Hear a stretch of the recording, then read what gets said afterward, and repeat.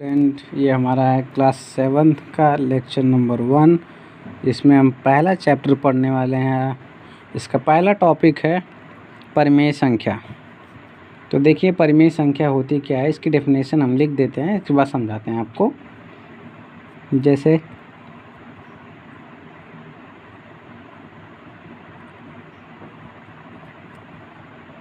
वे संख्याएं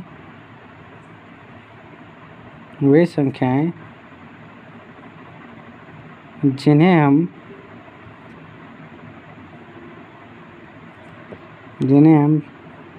P/Q के रूप में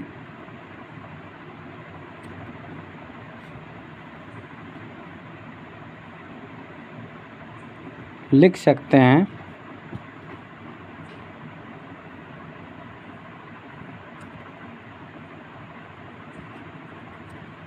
परिमेय संख्याएं कहलाती हैं।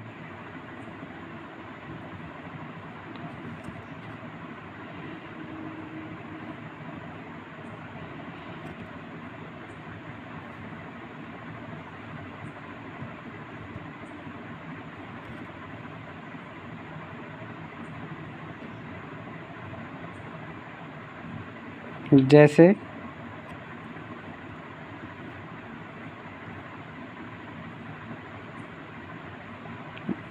3/4, 5/4, ये दोनों एक परिमेय संख्या है। देखिए वे संख्याएं जिन्हें हम P/Q के रूप में लिख सकते हैं, परिमेय संख्याएं कहलाती हैं।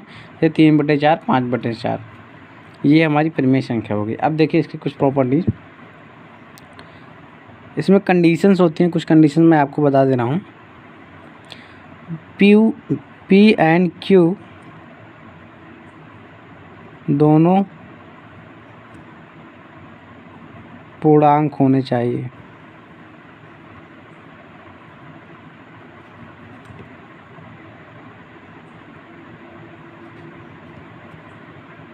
और Q 0 के बराबर नहीं होना चाहिए। ये हो गई। तो एक बार मैं आपको फिर से रिपीट करके बता रहा हूँ। वे संख्याएं जिन्हें हम P/Q के रूप में लिख सकते हैं, परिमेय संख्याएं कहलाती हैं। जैसे 3/4, 5/4, ये हमारी परिमेय संख्या हो गई। और एग्जाम्पल ले लेते हैं। जैसे 7/11, 8/15, 16/25। अब देखिए ये एक पूर्णांक है, ये भी एक पूर्णांक है, ये भी एक पूर्णांक है, ये भी एक पूर्णांक है, ये भी एक पूर्णांक है, 25 भी एक पूर्णांक है। तो दोनों जो P और Q, ये P है ये Q है, दोनों हमारा पूर्णांक होना चाहिए। बस कंडीशन क्या है, नीचे वाला हर जो है ये 0 नहीं होना चाहिए। इस रूप की जितनी भी संख्याएं मिलेंगी हमें परिमेय संख्याएं मिलेंगी। जैसे -17/20, -25, 15/25, ये सभी परिमेय संख्याएं हैं। अब परिमेय संख्याएं, इसकी कुछ प्रॉपर्टीज़ देख लेते हैं, इसके कुछ गुण देख लेते हैं। परिमेय संख्या के गुण क्या होते हैं उस पर थोड़ा चर्चा करते हैं। इसके गुण देख लीजिए, परिमेय संख्याओं के गुण। तो देखिए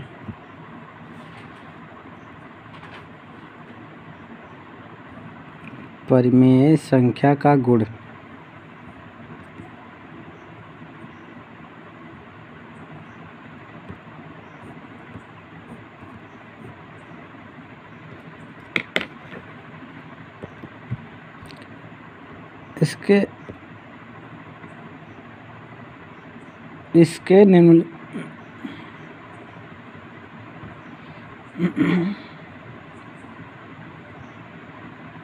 इसके निम्नलिखित गुण हैं। पहला क्या है उसको देखते हैं। पहला है परिमेय संख्या का हर कभी भी शून्य नहीं हो सकता।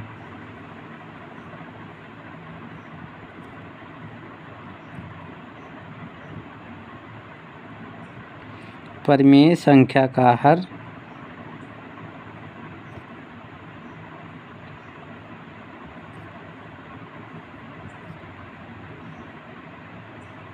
शून्य नहीं हो सकता।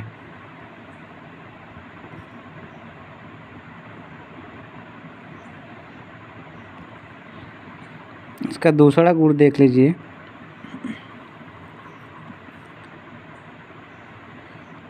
शून्य एक परिमेय संख्या होती है।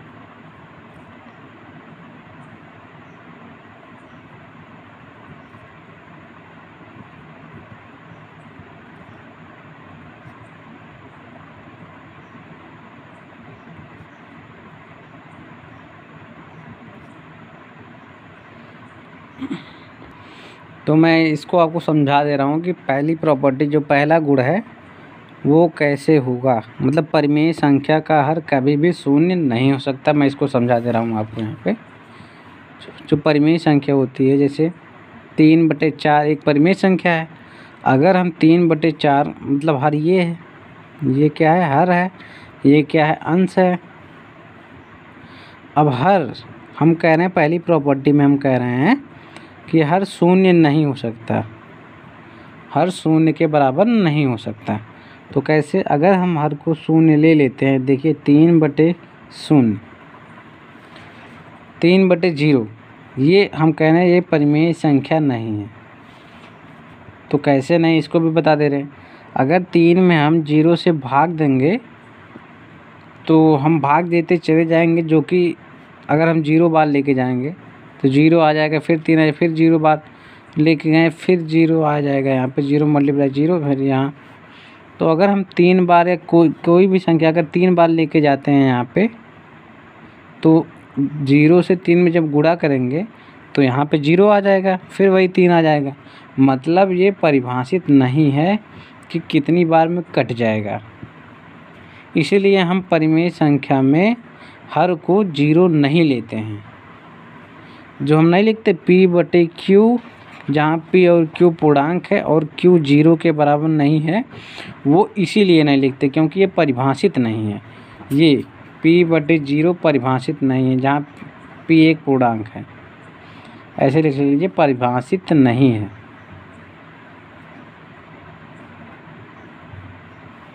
इसलिए हम Q को कभी भी 0 के बराबर नहीं लिखते। मुझे लगता है आपको समझ में आ गया होगा। अब बढ़ते हैं आगे वाली प्रॉपर्टी। अब दूसरी प्रॉपर्टी में जो लिखा है हमने, कह रहे हैं शून्य एक परिमेय संख्या होती है। शून्य एक परिमेय संख्या होती है, देख लेते हैं इसको भी। शून्य अगर एक परिमेय संख्या है तो हम इसको P/Q के रूप में लिख सकते हैं। जैसे कोई नंबर उठा लीजिए आप, जैसे 5 उठा लेते हैं हम, 0/5।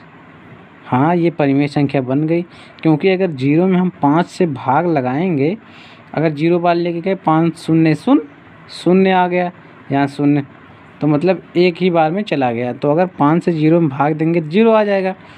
तो ये 0/5 = 0, मतलब ये परिभाषित है।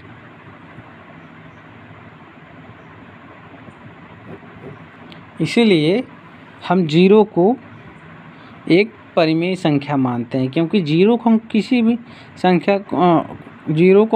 संख्या का हर के रूप में लिख सकते हैं। मतलब देखिए 0/1, 0/2, 0/1 लाख, 0/1 करोड़, 1 करोड़ लिख सकते हैं, 0/100 करोड़, 0/100 हज़ार करोड़ लिख सकते हैं हम। इसीलिए 0 एक परिमेय संख्या है। तो पहली प्रॉपर्टी हमने समझा दी, परिमेय संख्या का हर कभी भी शून्य नहीं होता है। और दूसरा है शून्य एक परिमेय संख्या होती है। अब एक बात और लिख लेते हैं। तीसरा क्या है? तीसरा है परिमेय संख्याओं में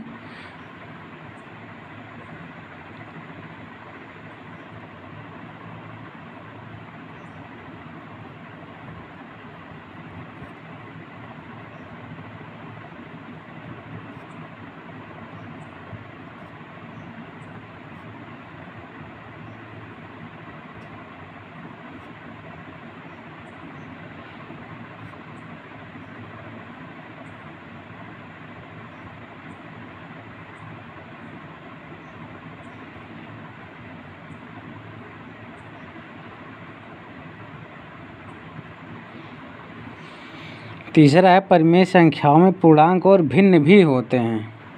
मतलब इसका मतलब ये है,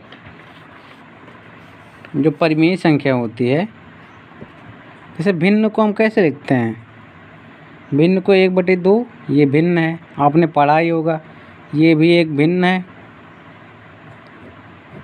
तो किसी भी भिन्न को हम परिमेय संख्या लिख सकते हैं। इसका मतलब ये है कि भिन्न परिमेय संख्या में पाया जाता है। तो बात तो वही हो चाहिए कि ये परिमेय संख्याओं में भिन्न पाए जाते हैं या भिन्न भी होते हैं, बात एक ही है।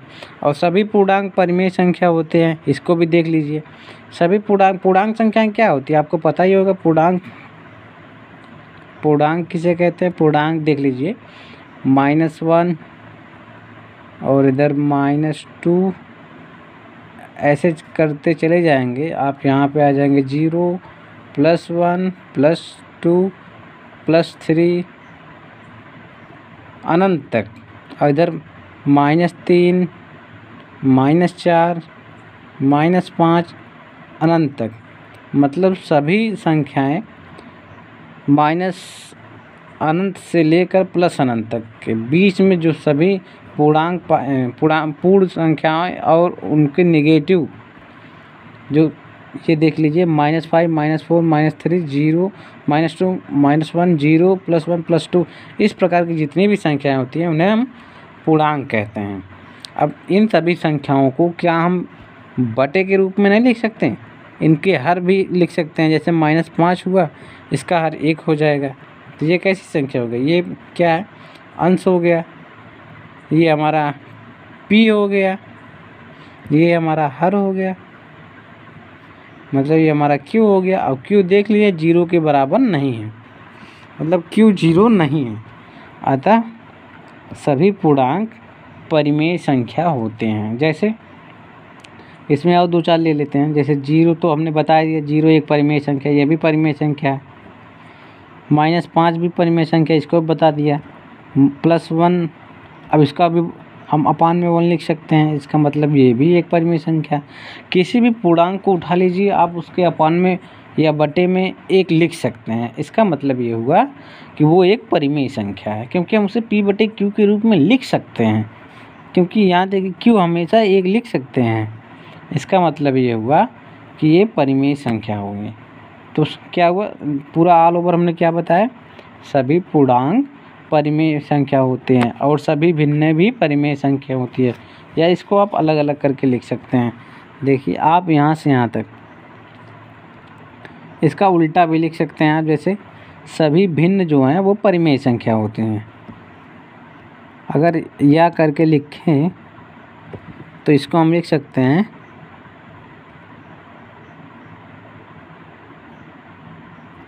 सभी भिन्न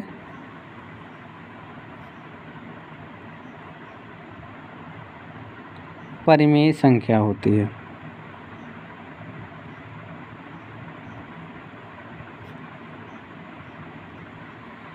और दूसरा देख लीजिए, इसमें जो निष्कर्ष, इसकी 2 निष्कर्ष निकल के आते हैं। सभी पूर्णांक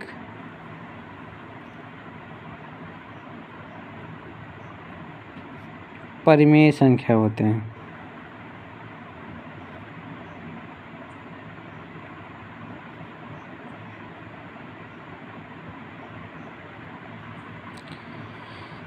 ये थी हमारी प्रॉपर्टी या गुण जिसे कहते हैं हिंदी में, अंग्रेजी में प्रॉपर्टी कहते हैं।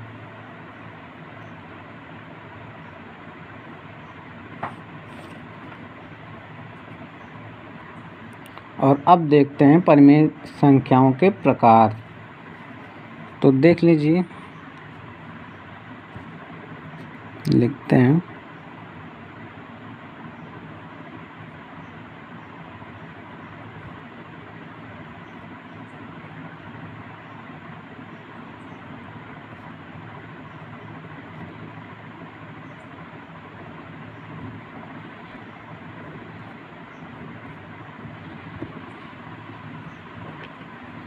तो परिमेय संख्या 2 प्रकार की होती हैं।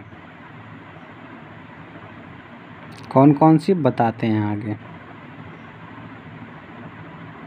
साथ साथ आप भी नोट बनाते रहिए।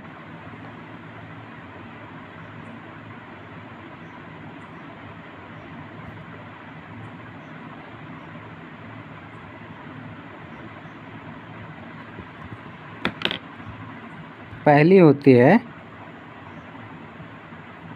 धनात्मक परिमेय संख्या।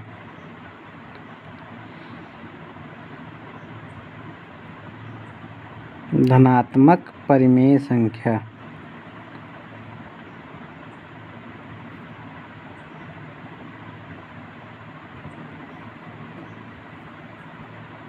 धनात्मक परिमेय संख्या। तो देखिए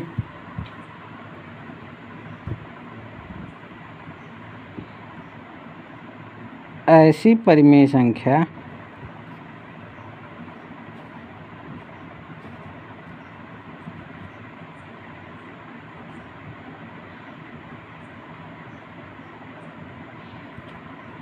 जिसका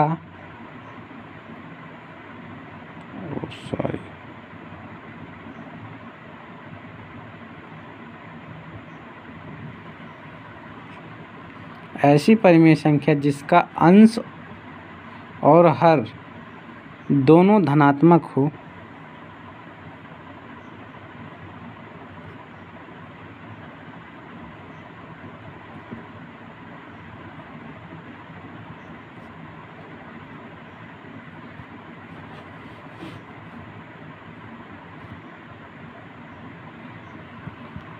धनात्मक परिमेय संख्या कहलाती है।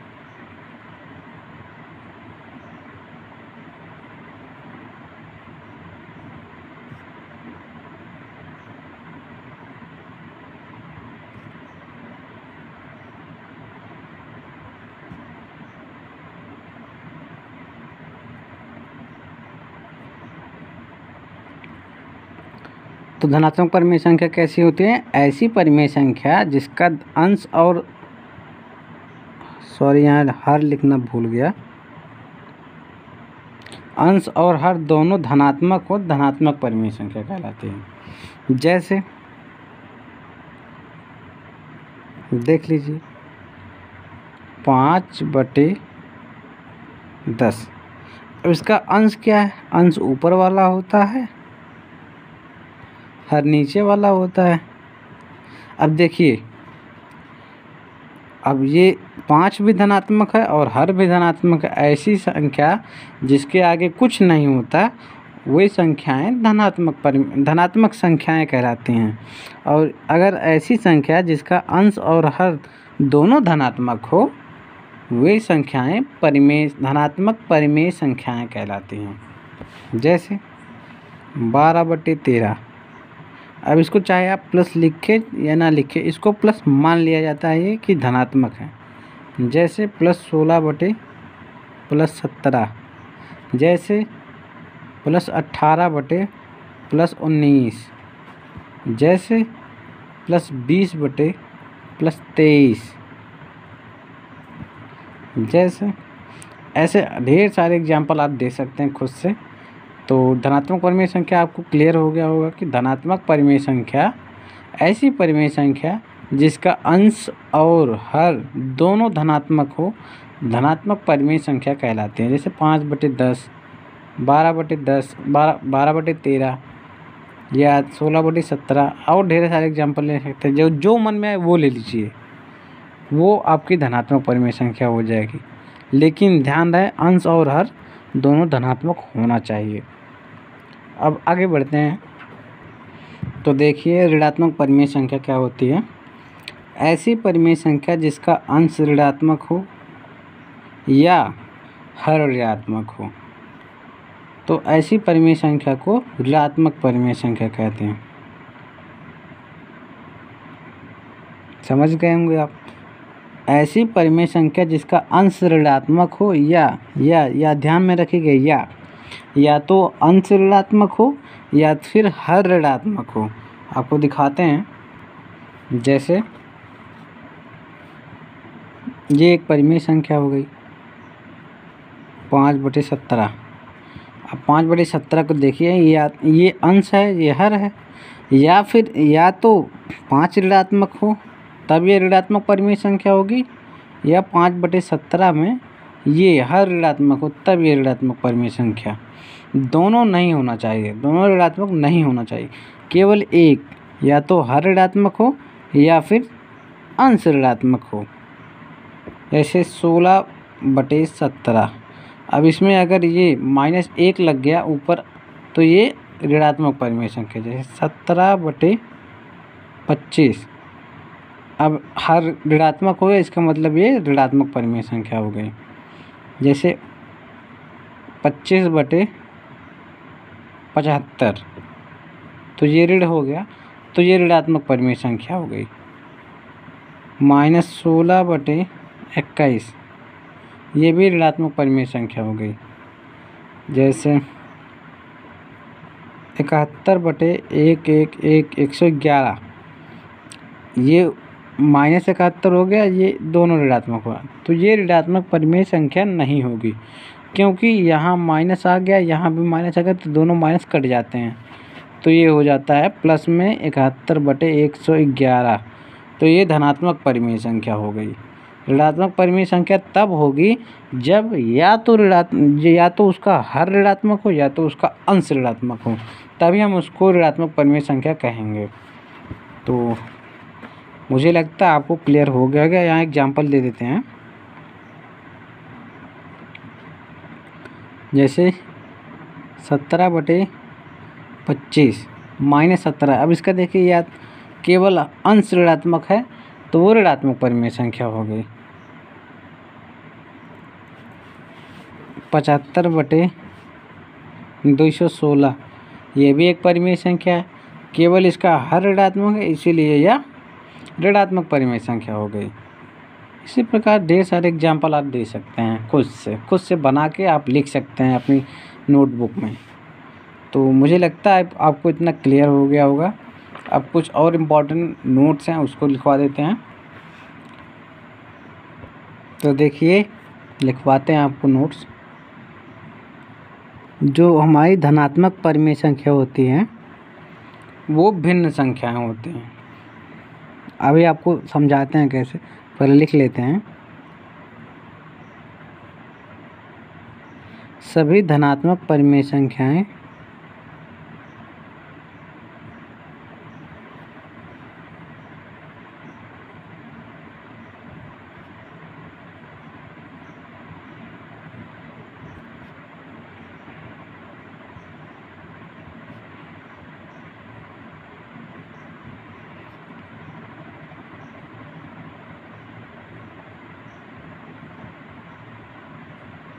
भिन्न संख्या कहलाती हैं।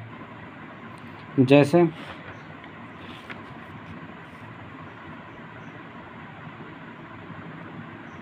7/11, अगर ये धनात्मक परिमेय संख्या है तो इसको हम भिन्न भी कहेंगे, भिन्न संख्या भी कहलाएगी।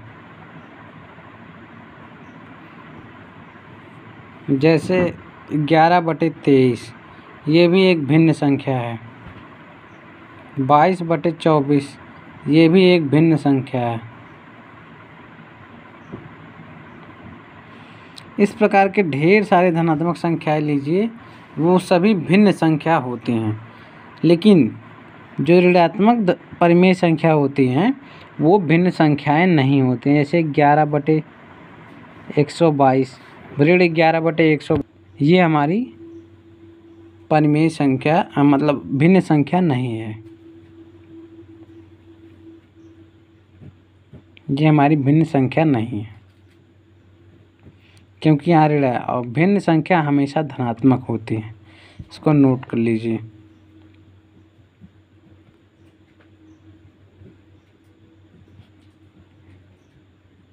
भिन्न संख्या हमेशा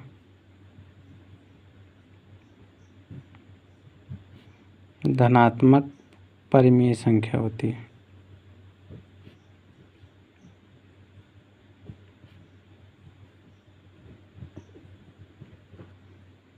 बात एक ही है, चाहे इसको लिखिए चाहे इसको लिखिए, यह सभी धनात्मक संख्याएं परिमेय संख्याएं कहलाती हैं।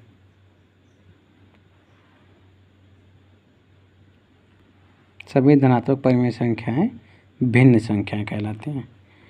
जैसे 11/22 ये एक भिन्न है, और क्या है, साथ साथ ये धनात्मक परिमेय संख्या है। तो अब इसके बाद नेक्स्ट लेक्चर में मिलते हैं। इसमें केवल इतना ही, क्योंकि यहाँ तक आपने कवर कर लिया होगा तो ये काफ़ी ज़्यादा लंबा टाइम का वीडियो हो गया है।